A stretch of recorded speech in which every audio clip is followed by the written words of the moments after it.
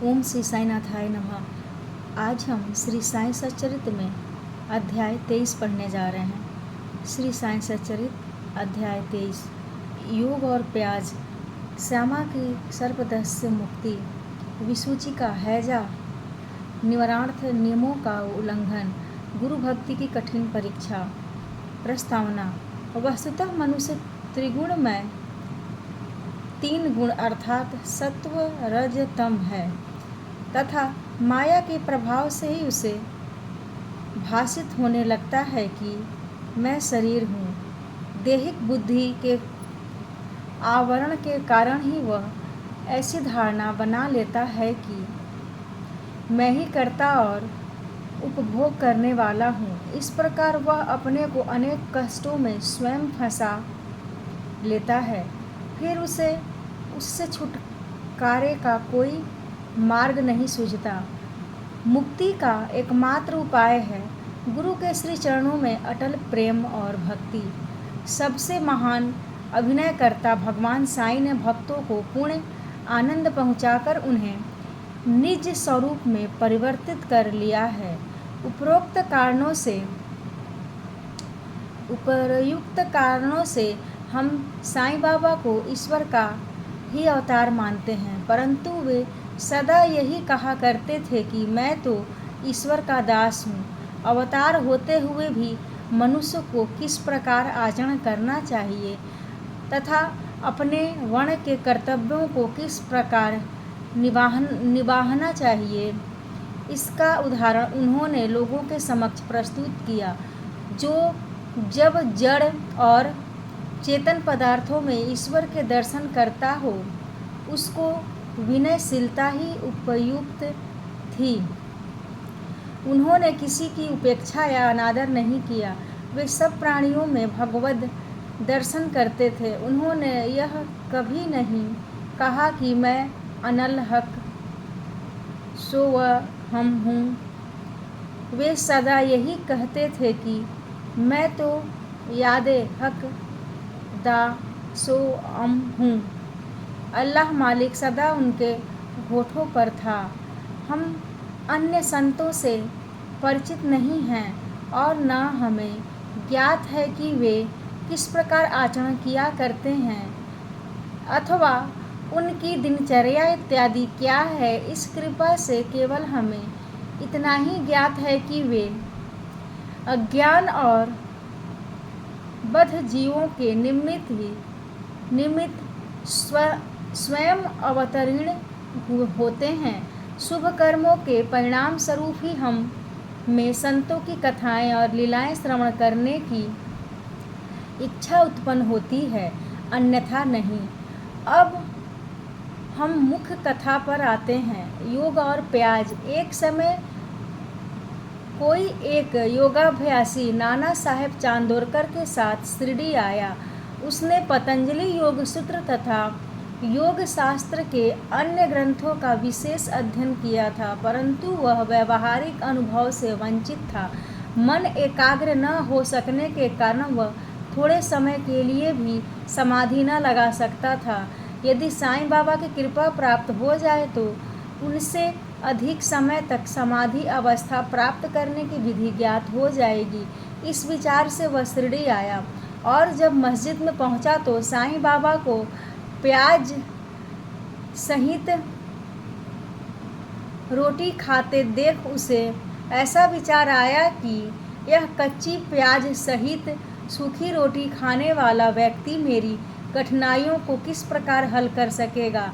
साईं बाबा अंतर्ज्ञान से उसका विचार जानकर तुरंत नाना साहब से बोले कि ओ नाना, जिसमें प्याज हजम करने की शक्ति है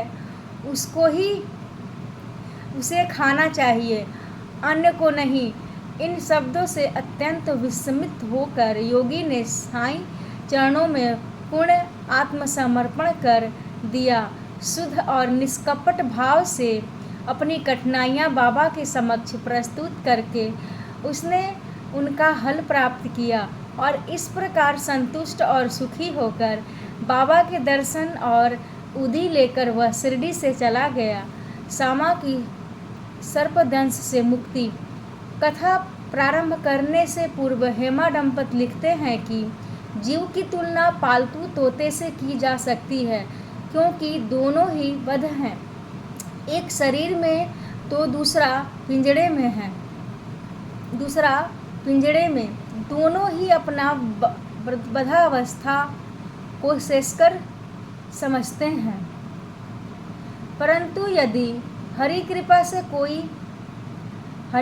से उन्हें कोई उत्तम गुरु मिल जाए और वह उनके ज्ञान चक्षु खोलकर उन्हें बंधन मुक्त कर दे तो उनकी चेतना का स्तर उच्च ही हो जाता है, जिसकी तुलना में पूर्ण संकीर्ण स्थिति सर्वथा तुच्छ ही थी।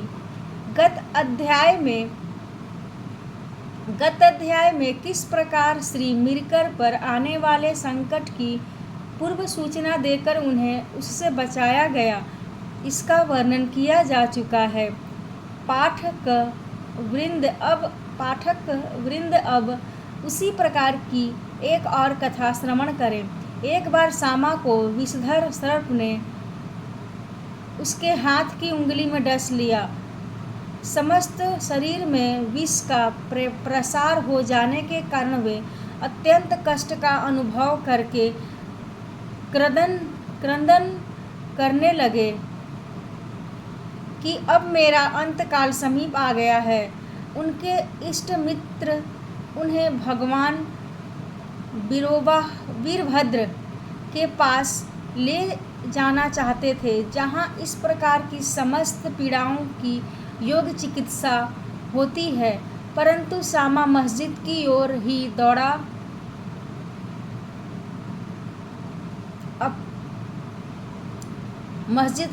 दौड़ा अपने विरोबा वीरभद्र श्री साईं बाबा के पास। जब बाबा ने उन्हें दूर से आते देखा तो वे झिझकने और गाली देने लगे। वे क्रोधित होकर बोले, अरे ओ नादान कृतघ्न वमन, ऊपर मत चढ़, सावधान। यदि ऐसा किया तो और फिर गर्जन करते हुए बोले, हट, दूर हट, नीचे उतर। श्री साईं बाबा को इस प्रकार अत्यंत क्रोधित देख सामा उलझन में पड़ गया और निराश होकर सोचने लगा कि केवल मस्जिद ही तो मेरा घर है और साईं बाबा मात्र असहायों के आश्रयदाता हैं, और जब वे ही इस प्रकार मुझे यहाँ से भगा रहे हैं तो मैं अब किसकी शरण में जाऊँ। उसने अपने जीवन की आशा ही छोड़ दी और वहीं शांतिपूर्वक बैठ गया। थोड़े समय के पश्चात जब बाबा पूर्ववत शांत हुए तो सामा ऊपर आकर उनके समीप बैठ गया। तब बाबा बोले, डरो नहीं, तिल मात्र भी चिंता मत करो, दयालु फकीर तुम्हारी अवश्य रक्षा करेगा। घर जाकर शांति से बैठो और बाहर ना निकलो। मुझ पर विश्वास कर निर्भय होकर चिंता त्याग दो। उन्हें घर भिजवाने के पश्चात ही पीछे से बाबा ने तात्या पाटिल और काका साहेब दीक्षित के द्वारा यह कहला भेजा कि वह इच्छानुसार भोजन करे, घर में टहलते रहे, लेटे नहीं और न शयन करे। कहने की आवश्यकता नहीं कि आदेशों का अक्षरशः पालन किया गया और थोड़े समय में ही वे पूर्ण स्वस्थ हो गए।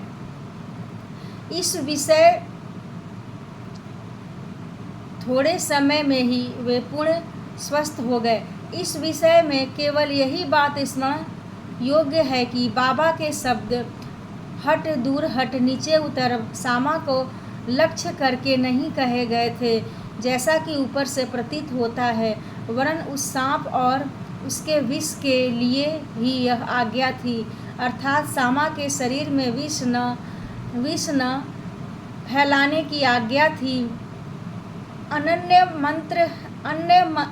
अन्य मंत्र शास्त्रों के विशेषज्ञों की तरह बाबा ने किसी मंत्र या मंत्रोक्त चावल या जल आदि का प्रयोग नहीं किया।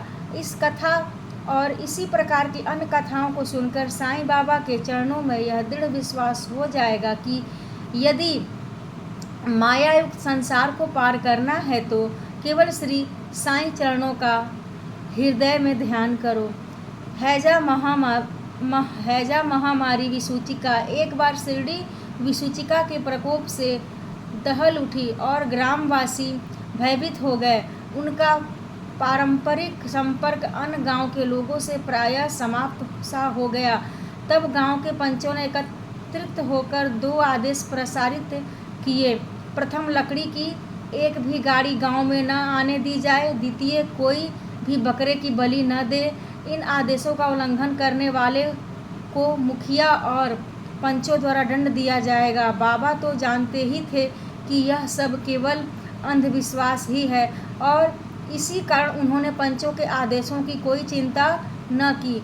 जब ये आदेश लागू थे तभी एक लकड़ी की गाड़ी गांव में आई। सबको ज्ञात था कि गांव में लकड़ी का अधिक अभाव है, फिर भी लोग उस गाड़ी वाले को भगाने लगे। यह समाचार कहीं से बाबा के पास पहुंच गया। तब वे स्वयं वहां आए और गाड़ी वाले से लकड़ी मस्जिद में ले चलने को कहा। बाबा के विरुद्ध कोई चूचपाट तक भी न कर सका। अर्थात में उन्हें धुनी के लिए लकड़ियों की अत्यंत आवश्यकता थी और इसलिए उन्होंने वह गाड़ी मोल ले ली। एक महान अग्निहोत्र की तरह उन्होंने जीवन भर धुनी का चैतन्य रखा। बाबा की धुनी दिन रात प्रज्वलित रहती और इसलिए वे लकड़ियां एकत्रित करके रखते थे। बाबा का घर अर्थात मस्जिद सबके लिए सदैव खुली थी। उसमें किसी ताले चाबी की आवश्यकता न थी। गांव के गरीब आदमी अपने उपयोग के लिए उसमें से लकड़ियां निकाल भी ले जाया करते थे, परंतु बाबा ने इस पर कभी कोई आपत्ति न की। बाबा तो संपूर्ण विश्व को ईश्वर से ओत-प्रोत देखते थे, इसलिए उनमें किसी के प्रति घृणा या शत्रुता की भावना न थी। पूर्ण विरक्त होते हुए भी उन्होंने एक साधारण गृहस्थ का उदाहरण लोगों के समक्ष प्रस्तुत किया। गुरु भक्ति की कठिन परीक्षा। अब देखिए दूसरे आदेश की भी बाबा ने क्या दशा की। वह आदेश लागू रहते समय कोई मस्जिद में एक बकरा लाया। वह अत्यंत दुर्बल, बूढ़ा और मरने ही वाला था। उस समय माले गांव के फकीर पीर मोहम्मद उर्फ बड़े बाबा भी उनके समीप ही खड़े थे। बाबा ने उन्हें बकरा काटकर बलि चढ़ाने को कहा। श्री साईं बाबा बड़े बाबा का आदर किया करते थे, इस कारण वे सदैव उनके दाहिनी ओर ही बैठा करते थे। सबसे पहले वे ही चिलम पीते और फिर बाबा को देते, बाद में अन्य भक्तों को। जब दोपहर को भोजन परोस दिया जाता तब बाबा बड़े बाबा को आदरपूर्वक बुलाकर अपने दाहिनी ओर बिठाते और तब सब भोजन करते। बाबा के पास जो दक्षिणा एकत्रित होती उसमें से वे 50 रुपये प्रतिदिन बड़े बाबा को दे दिया करते थे। जब वे लौटते तो बाबा भी उनके साथ 100 कदम तक जाया करते थे। उनका इतना आदर होते हुए भी जब बाबा ने उनसे बकरा काटने को कहा तो उन्होंने अस्वीकार कर स्पष्ट शब्दों में कह दिया कि बलि चढ़ाना व्यर्थ ही है। तब बाबा ने सामा से बकरे की बलि के लिए कहा। वे राधा कृष्ण माई के घर जाकर एक चाकू ले आए और उसे बाबा के सामने रख दिया। राधा कृष्ण माई को जब कारण का पता चला तो उन्होंने चाकू वापस मंगवा लिया। अब सामा दूसरा चाकू लाने के लिए गए, किंतु बड़ी देर तक मस्जिद में न लौटे। तब काका साहब दीक्षित की बारी आई। वह सोना सच्चा तो था, परंतु उसको कसौटी पर कसना भी अत्यंत आवश्यक था। बाबा ने उनसे चाकू लाकर बकरा काटने को कहा। वे साठेवाड़े से एक चाकू ले आए और बाबा की आज्ञा मिलते ही काटने को तैयार हो गए। उन्होंने पवित्र ब्राह्मण वंश में जन्म लिया था और अपने जीवन में वे बलिकृत जानते ही न थे। यद्यपि हिंसा करना निंदनीय है, फिर भी वे बकरा काटने के लिए उद्धत हो गए। सब लोगों को आश्चर्य था कि बड़े बाबा एक यमन होते हुए भी बकरा काटने को सहमत नहीं हैं और यह सनातन ब्राह्मण बकरे की बलि देने की तैयारी कर रहा है। उन्होंने अपनी धोती ऊपर चढ़ा फेंटा कस लिया और चाकू लेकर हाथ ऊपर उठाकर बाबा की अंतिम आज्ञा की प्रतीक्षा करने लगे। तब बाबा बोले, ठहरो, तुम इतने दुष्ट हो? ब्राह्मण होकर तुम बकरे की बलि दे रहे हो? काका साहब चाकू नीचे रख कर बाबा से बोले, आपकी आज्ञा ही हमारे लिए सब कुछ है, हमें अन्य आदेशों से क्या?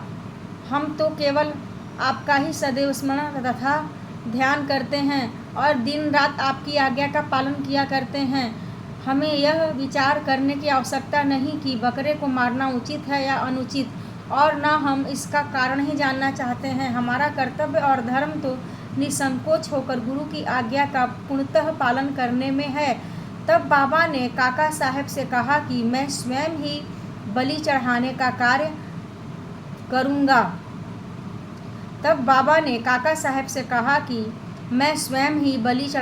कार्य करूँगा। तब ऐसा निश्चित हुआ कि तकिए के पास जहाँ बहुत से फकीर बैठते हैं वहाँ चलकर इसकी बलि देनी चाहिए। जब बकरा वहाँ ले जाया जा रहा था तभी रास्ते में गिरकर वह मर गया। भक्तों के प्रकार का वर्णन कर श्री हेमा दंपति यह अध्याय समाप्त करते हैं। भक्त 3 प्रकार के होते हैं, पहला उत्तम, दूसरा मध्यम और तीसरा साधारण।